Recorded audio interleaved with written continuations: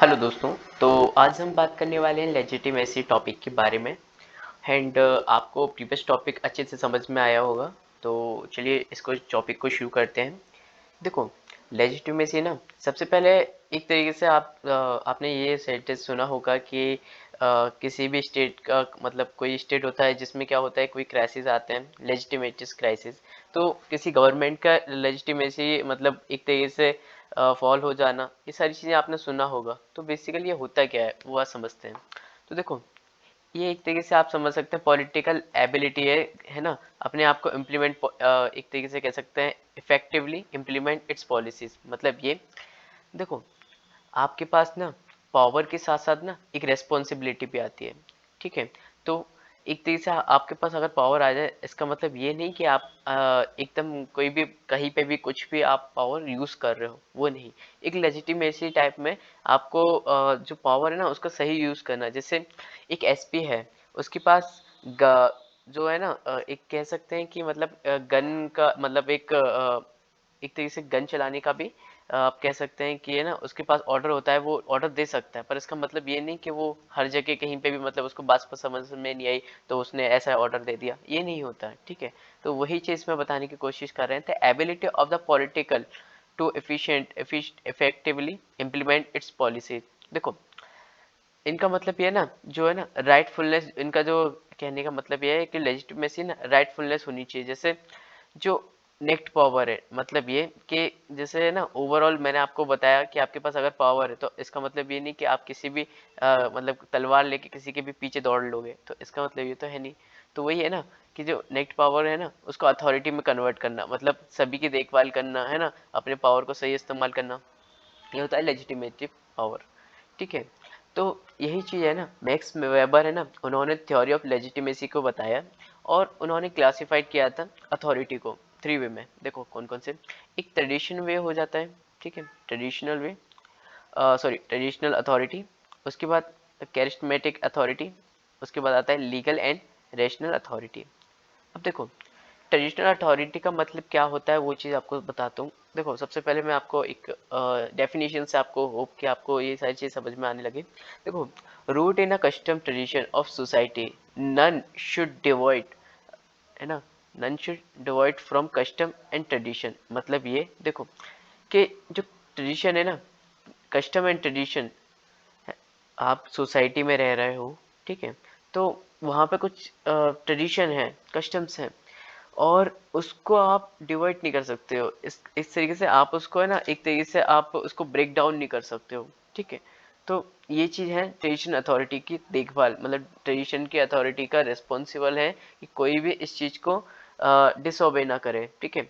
Over riding concern is to maintain continuity with the tradition. ठीक है, कि मतलब जो चीज़ चल रही है ना उसको कंटिन्यूटी बनाए रखना, तो ट्रेडिशन अथॉरिटी का इसी से रिस्पॉन्सिबल है। अब देखो, करिश्मेटिक अथॉरिटी मतलब ये, जैसे करिश्मा, मतलब एक करिश्मा आप समझ सकते हो कि जो एक कोई पर्सन होता है, लीडर होता है ना, लीडर का जो आप समझ सकते हैं पर्सनैलिटी, तो वो इनहेरेंस करती है बिलीव करने को फॉलोअर्स को उनको। ठीक है ना।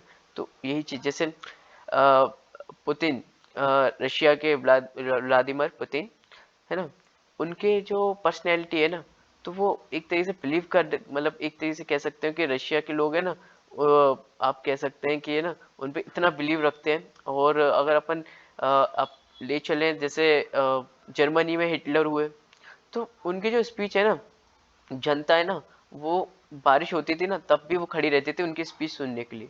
तो यही चीजें होती हैं। अब लीगल रेशनल अथॉरिटी को हम देखें तो मेनली देखो, एक तरीके से लीगल मतलब लॉ, रेशनल मतलब रेशनली इनेक्टेड, जैसे अपना कॉन्स्टिट्यूशन, और जो अथॉरिटी है मॉडर्न ब्यूरोक्रेसी। अब देखो, जब आप है ना किसी अथॉरिटी में जाएंगे, है ना, जैसे ब्यूरोक्रेसी में जाएंगे, तो उसके बाद आपके पास है ना वो एक भाव होगा, जैसे इंडिया के लिए, ठीक है, वो चीज़ संभालने के लिए। तो वही अपने रेशनल अथॉरिटी का एक कंसेप्ट है। अब देखो, थ्योरेटिकल पोर्शन पे चलते हैं। तो legitimacy is the ability of the political system to effectively implement its decision in the society, and legitimacy generates support for political system, and it is usually defined as rightfulness. ठीक है। it is a concept which transform need power to rightful authority. ठीक है, मतलब जो आपके पास जो power होती है, पावर के साथ साथ रिस्पॉन्सिबिलिटी आती है, तो एक तरीके से राइटफुलनेस मतलब एक तरीके से सही ढंग से यूज किया जाए। तो concept of legitimacy is link to the stability of state. Okay, उसके बाद कुछ डेफिनेशन दी गई है, जैसे हम देखें तो लेजिटिमेसी के ऊपर जैसे लिपसेट ने दी थी कि है ना, it is capacity to produce and maintain the belief that existing institution are most appropriate for society. ठीक है, तो बेसिकली ये चीज़ है, आप डेफिनेशन इसको याद रख सकते हैं। और रॉबर्ट डायल का भी यही कहना है कि जो लेजिटिमेसी है ना, लेजिटिमेसी मतलब बिलीव किस पे, देखो लीडर्स के ऊपर है ना, जो उनका पीपल का बिलीव होता है कि वो जो डिसीजन लेंगे, ठीक है ना, उनके इंटरेस्ट में लेंगे। ठीक है, उसके बाद इंडिकेटर देखो, इंडिकेटर मतलब होता है कि जैसे कोई गवर्नमेंट है, गवर्नमेंट अभी रूल में है, कल वो ही कह सकती है कि ये ना जिसे क्या कहते हैं, जो हम यहाँ से नहीं हटने वाले है ना, और जो करना है वो कर लो। और अगर उनके प्रति कोई भी एक वायलेट करता है या फिर कोई भी आवाज उठाता है तो उसको जेल में डाल दें। तो कुछ चीजें होनी चाहिए कि इसको देखने के लिए कि यहाँ लेजिटिमेसी बनी रखें, जैसे इलेक्शन होनी चाहिए रेगुलर बेसिस पे, फ्री एंड फेयर इलेक्शन होनी चाहिए, रूल ऑफ लॉ होना चाहिए, ट्रस्ट ऑन गवर्नमेंट होनी चाहिए। ठीक है, तो वही चीज़ है ना, जैसे percentage of people who are ready to obey the law. ठीक है, और percentage of people who associate themselves with political system and election at regular interval and rule of law. उसके बाद कॉन्स्टिट्यूशनिज्म आ जाएगा। ठीक है, उसके बाद आता है फ्रीडम ऑफ प्रेस। ठीक है, मीडिया। अब देखो, अब यहाँ पे जैसे थ्योरी ऑफ लेजिटिमेसी बताया, तो थ्योरी ऑफ वैक्स वैक्स जो मैक्स वेबर हैं, उनके अगर देखते हैं तो उन्होंने देखो बताया कि legitimacy gives the right to full, he gives right to rule and he gives three basis of legitimacy. कौन कौन से, ट्रेडिशन देखा, कैरिस्टमेटिक देखा, उसके बाद आता है लीगल एंड रेशनल। ओके, अब ट्रेडिशनल में देखें तो है ना, एक तरह से it is rooted in the customs and tradition of society. Traditional authority maintain continuity with the tradition. No one is allowed to deviate from existing customs and traditions, है ना। जैसे ट्रैवल सोसाइटी में क्या होता है, ट्रैवल किंग का एक तरह से रूल होता है, तो उसको देखना होता है कि कोई अपना जो काम है वो सबसे सही कर रहा है कि नहीं कर रहा, कोई अगर मतलब उनके जो रूल्स हैं उसको वायलेट तो नहीं कर रहा है, ये सारी चीज़ें होना। ठीक है, उसके बाद कैस्टमेटिक अथॉरिटी। ठीक है, ये होता है it is focus on personality factor. ठीक है, उसके बाद जैसे charisma of leader is basis on the authority. Charisma inheres in belief of the followers that leader possess supernatural qualities. ठीक है, जैसे आपको एग्जांपल दिया ही था मैंने हिटलर का देख के, है ना। जैसे ओवरऑल क्या होता है कि लीडर्स को ऐसी पर्सनैलिटी रखनी चाहिए, जो पर्सनैलिटी रखते हैं ना लीडर्स, कि उनके लिए जो फॉलोवर्स हैं वो सब कुछ उनको मान लेते हैं, तो वो होता है अथॉरिटी, वो होता है कैरिस्मेटिक अथॉरिटी। ठीक है, तो उनको बिलीव हो जाता है कि ये ना जो कुछ लेंगे ना ये डिसीजन वो हमारे इंटरेस्ट पे ही लेंगे। तो it shows how charismatic personality of leaders ensure observance towards laws and this form of authority rest on the exemplary character and heroism of the leader. Okay, and फिर आता है लीगल रेशनल अथॉरिटी। ठीक, उसके बाद क्या होता है ना, here is the basis of political obligation is the rational enacted loss, जैसे मॉडर्न ब्यूरोक्रेसी। उसके बाद वेबर के अकॉर्डिंग अगर देखें ना, तो इन ट्रेडिशन सोसाइटी में ना ट्रेडिशन और कैरिस्टमेटिक अथॉरिटी ना मोर प्रोमिनेंट है। ठीक है ना, बट मॉडर्न सोसाइटी में ना रेशनल अथॉरिटी बहुत ज़्यादा ही प्रोमिनेंट है। ठीक है, उसके बाद theory of legitimacy of state is primarily given by liberal scholar. ठीक है, एंड उसके बाद मार्क्सिस्ट एंड फेमिनिस्ट, इन्होंने इस कुछ जो स्कॉलर्स हैं ना, जो स्कॉलर्स हैं ये, उन्होंने क्वेश्चन उठाया थ्योरी ऑफ लेजिटिमेसी पे लिबरल थिंकर्स की। ठीक है, उसके बाद देखो आ जाता है व्यूज ऑफ हेबरमास। मतलब ये तो पहली बात तो न्यू मार्क्सिस्ट है। अब मार्क्सिस्ट का आपने देखा होगा, कार्ल मार्क्स का अगर पढ़ा होगा, तो हमेशा से वो चाहते थे कि इसके बाद कुछ ना कुछ जैसे रिवॉल्यूशन आएगा ही आएगा, आज नहीं तो कल आएगा। वो ये चीजें हैं। न्यू का मतलब तो आप समझ सकते कंटेम्प्रेरी टाइम में रिवाइव कर देना थ्योरी को। ठीक है ना।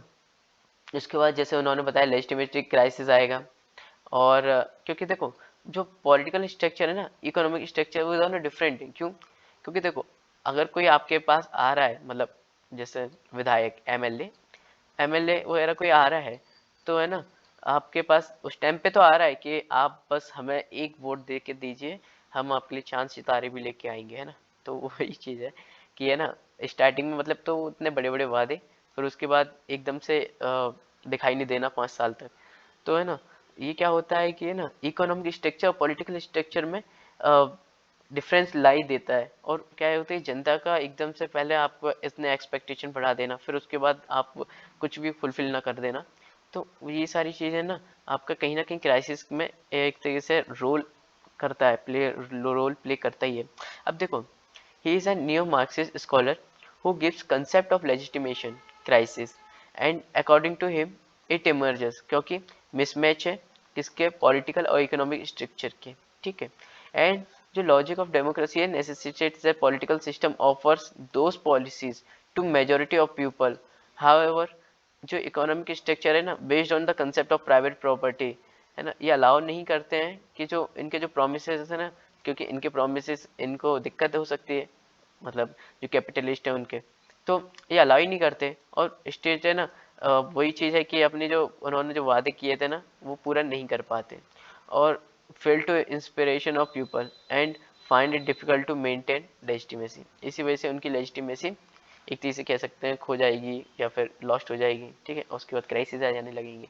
तो लेजिटिमेसी क्राइसिस है ना, एक तरीके से यूजफुल कंसेप्ट है अगर हम देखें तो एक्सप्लेन पॉलिटिकल रिवॉल्यूशन, ठीक है, और सोशल मूवमेंट एक्सेट्रा।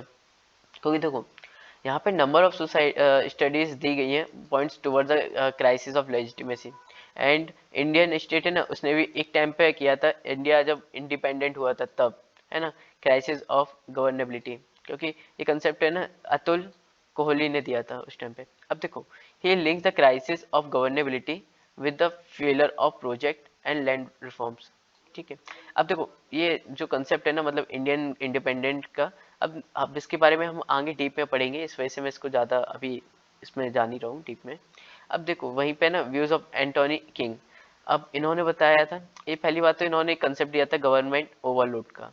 इन्होंने बताया था कि ये ना, अब इतनी एक्सपेक्टेशन इंक्रीज हो जाती ना, तो कहीं ना ये फुलफिल करने में दिक्कत होगी, फुलफिल करने में दिक्कत होगी तो western start facing challenges. And फिर उसके बाद एक कंसेप्ट आया वेलफेयर स्टेट का। और वेलफेयर स्टेट है ना, फेस्ड क्राइसिस, मतलब जो वेलफेयर स्टेट अभी जो बना हुआ था ना, वो वेलफेयर स्टेट अब वो क्राइसिस फेस करेगा। तो न्यू लिबरलिज्म एजेंडा, जिनके द्वारा वेलफेयर स्टेट का एक कंसेप्ट दिया गया था, Milton Friedman, von Hayek and Robert Nozick, इनके द्वारा दिया गया था जो वेलफेयर स्टेट मॉडल का। तो इसको अपनाया, प्राइवेटाइजेशन आया, ठीक है। In case of development state studies of Anthony King also help us to understanding that how capitalist states of Western society has managed crisis of legitimacy and has advocate by Habermas, ठीक है। अब देखो, Antony king, जिन्होंने suggest किया था concept of government overload का, ठीक है।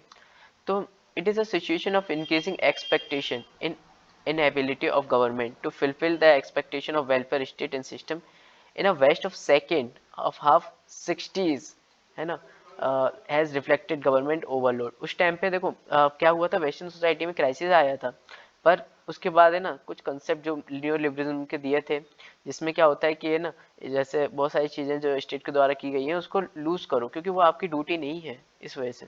तो adopting the neoliberal policies and thus politics and economics was separated, okay, and there was emergence of concept of night watchman state, ठीक है।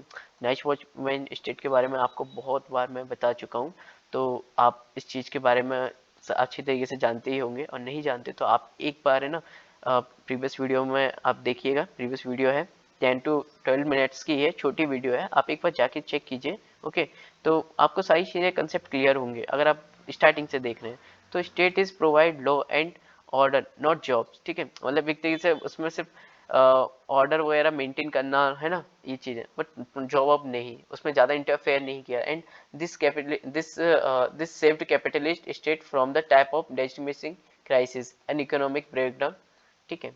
तो उसके बाद देखो, जो as Habermas suggest as such no state is immune to legitimation crisis, but it is more prominent in the third world countries than the western countries. ठीक है, तो उन्होंने ये चीज़ बताया। तो होप आपको ये पूरा टॉपिक समझ में आया होगा। तो मिलते हैं अपनी नेक्स्ट वीडियो में नेक्स्ट टॉपिक के साथ। Thank you so much.